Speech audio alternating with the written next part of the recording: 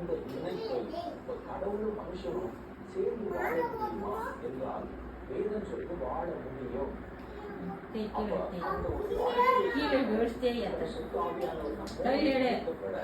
இந்த மன விரும்புதல் ரொம்ப தேவைப்படுகிறது.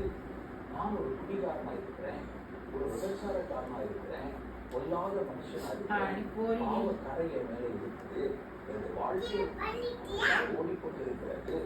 இதோடு கூட நான் இதை குறித்து எந்த ஒரு ஸ்டெப் எடுக்காம கல்வி கொள்வதற்கோ மன்னிக்கப்படுவதற்கோ எதையும் செய்யாம பரிசுத்த ஆவியானவரை கூட இருக்கும் நீங்க நினைச்சீங்கன்னா அவர் பரிசுத்த ஆவியானவர் அப்படி வர முடியாது. அவர் பேரிலேயே